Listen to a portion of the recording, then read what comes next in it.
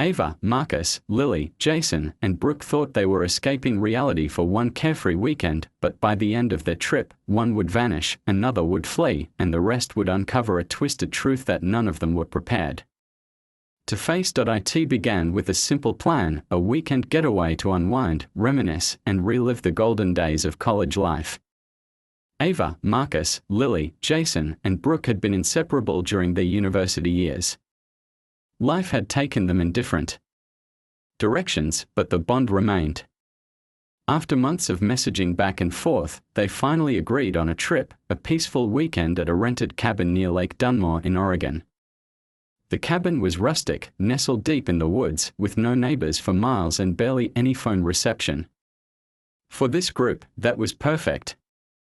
They craved time away from their routines, jobs, and noisy lives. They arrived on a cool Friday afternoon. The trees swayed gently in the breeze, the lake sparkled under the fading sunlight, and the air smelled of pine and wet earth. Everyone seemed in high spirits as they carried bags into the cabin, claimed rooms, and explored the property. The interior was cozy, wood-paneled walls, a stone fireplace, and a large porch that faced the water. Laughter echoed through the house as they teased each other about old stories and inside jokes that had survived over the years. By sunset, they had a fire going in the backyard pit. They sat in a circle with drinks in hand, watching the flames flicker against the darkening sky. Someone played music from a speaker, and the mood was light. Brooke roasted marshmallows while Jason told a ridiculous ghost story that had them all laughing. Marcus brought out an old bottle of whiskey they had once shared on graduation night, and everyone cheered, but underneath the laughter, there was a sense of unfamiliarity. Time had changed them. Ava noticed at first how some conversations felt forced, how smiles didn't always reach the eyes. Lily seemed quieter than usual, glancing often at her phone despite the weak signal. Marcus was distracted, checking the car more than once and fiddling with his watch. Brooke, though cheerful, was oddly focused on making everything perfect, the food, the music, even the group selfies. Jason appeared relaxed, but Ava caught him staring into the woods more than once. Still, the weekend was meant for joy, and no one wanted to spoil it. They talked about careers, relationships, and memories of late-night study sessions and campus parties. The lake shimmered in the moonlight behind them. It felt like a dream, almost too perfect. As the fire died down, they made their way into the cabin, one by one, yawning and laughing as they went to bed. Ava stood on the porch for a moment longer, looking into the woods. It was silent except for the sound of water lapping at the shore. Peaceful, yet somehow eerie. She shook the feeling off and went inside, locking the door behind her. Upstairs, her friends were already settling into sleep, unaware that this trip, so full of promise and nostalgia, was about to take a dark and irreversible turn. By the end of the weekend, not everyone would be going home. Morning arrived quietly. The forest around the cabin bathed in soft mist. Sunlight filtered through the tall trees, casting streaks of gold on the wooden floorboards. Birds chirped, and the lake was calm, mirroring the stillness of the sky. Inside the cabin, the group slowly began to stir. Ava was the first to notice something was off. Lily's bed was untouched, perfectly made. Her hiking boots were missing, but her phone sat charging beside the bed. Ava assumed Lily had gone out early, probably to take pictures. She often wandered alone during sunrise to capture the perfect shot. An hour passed. Then two. No one had seen Lily since the night before. Her camera bag was gone, but her jacket was still hanging on the hook by the door. The morning grew warmer, yet Lily didn't return. Jason called out her name around the lake's edge while Marcus walked the narrow trail through the trees. Brooke stayed behind, pacing near the porch, biting her nails and mumbling possibilities. Maybe Lily went to town, maybe she got turned around in the woods. But nothing made sense. There was no sign of her, no message, no indication she'd left willingly. By noon, concern turned into panic. The group split up and combed through the nearby forest, shouting her name into the quiet trees. Ava found an empty energy bar wrapper near a mossy rock and thought it might be Lily's, but there were no footprints, no trail to follow. They had no cell signal, and their car, the only way to town, refused to start. It had worked fine the day before. Now, the engine didn't even turn over. Marcus lifted the hood and checked everything he could, but there was nothing visibly wrong. The battery was fine. The tank was full. Still, the car wouldn't move. As the sun began to sink behind the treetops, fear set in fully. They debated walking the 10 miles to the nearest ranger station, but the idea of being separated in unfamiliar woods felt too risky. They chose to stay put for one more night, hoping Lily would return, perhaps with some story of getting lost and finding shelter. Inside the cabin, tension spread like smoke. No one spoke much during dinner. They barely touched their food. The laughter from the night before felt like a distant memory. Brooke sat curled up on the couch, her eyes darting toward the windows. Jason paced. Ava kept replaying every moment from the previous day, wondering if there had been a clue they missed. Marcus sat silently, staring into the fire, his jaw clenched. That night, they heard noises. Soft footsteps outside the cabin. A faint knock on the side wall. When Jason opened the front door, there was nothing but trees and darkness. They locked the doors and windows and tried to sleep, but none of them truly did. Somewhere out there, Lily was gone. Whether she left on her own or something took her, no one could say. But deep down, they all knew this was no ordinary disappearance. The next morning brought no relief. The sun rose, but the warmth it offered couldn't melt the cold dread inside the cabin. Lily was still missing, and the group now moved with a silent urgency. Everyone avoided eye contact, each one lost in their own thoughts, trying to make sense of what was happening. The air felt heavier, as if the trees themselves were holding their breath. Ava couldn't shake the feeling that they were being watched. In a desperate attempt to find answers, Ava returned to Lily's room. She sat on the edge of the bed and stared at the phone left behind. It had no new notifications, but Lily's camera was sitting on the floor beside the nightstand, half buried under a blanket. It hadn't been there yesterday. Ava picked it up and turned it on. Most of the photos were from earlier in the weekend, happy group shots, the lake glowing under the afternoon sun, a close-up of a marshmallow catching fire on a stick. Then came the final series. The first image showed the edge of the forest trail, just past the cabin. In the next, Lily stood on the path, smiling slightly, her backpack slung over one shoulder. Then, a photo of the trees, tall and dense. But something about the next image made Ava's stomach tighten.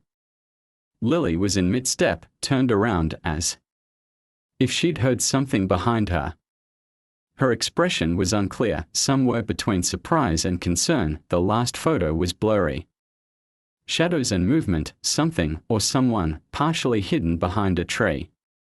A dark shape, too large to be an animal, but not clear enough to identify. Ava stared at it for a long time, her heart pounding louder with each passing second.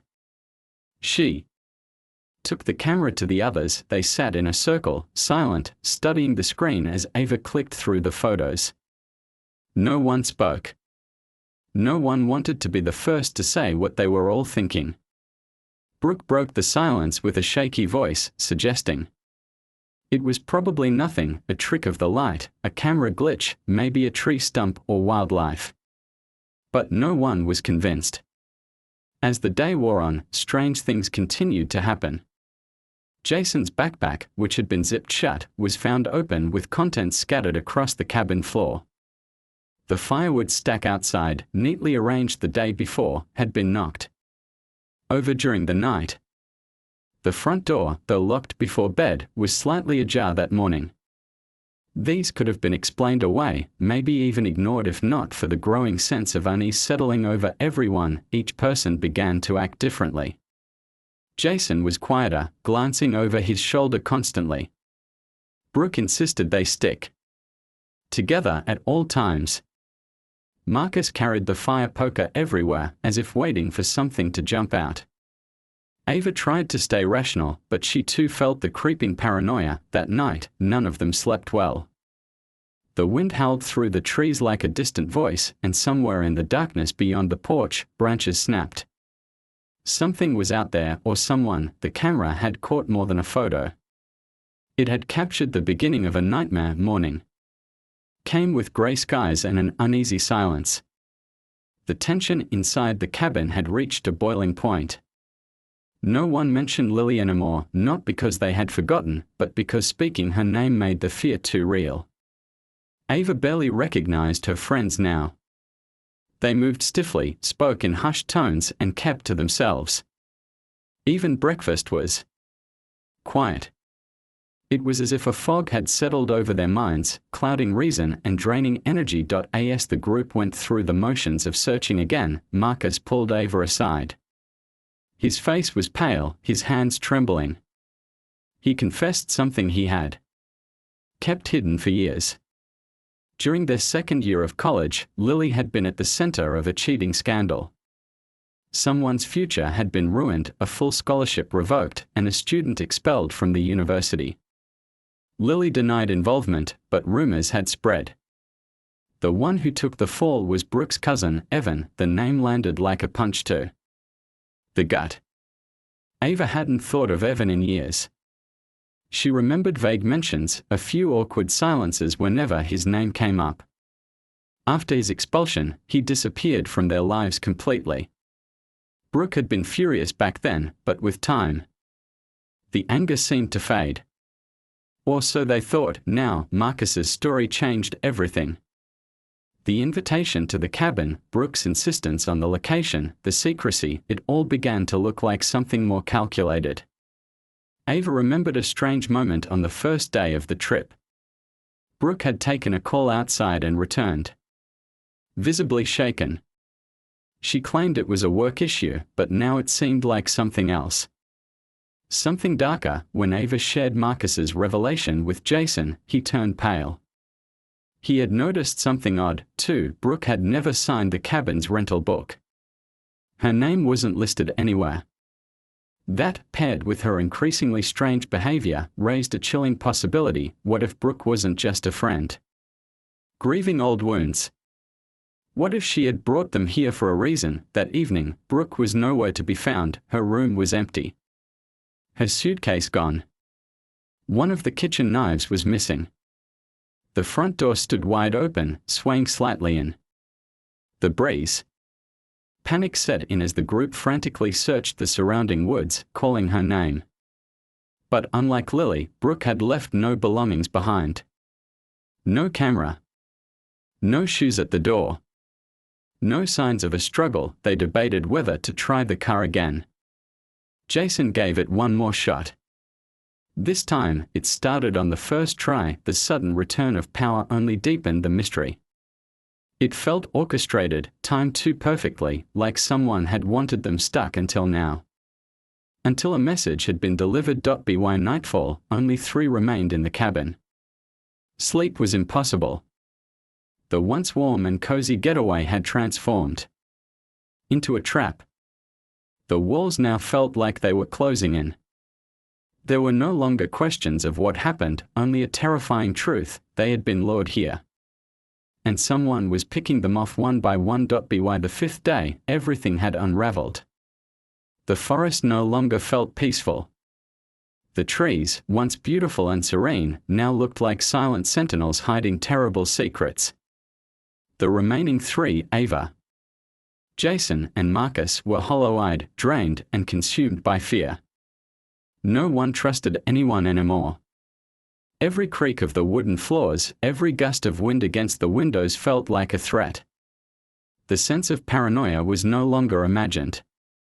Something real, something deliberate, had taken hold of their weekend escape. Jason was the first to break. He disappeared early in the morning without saying a word.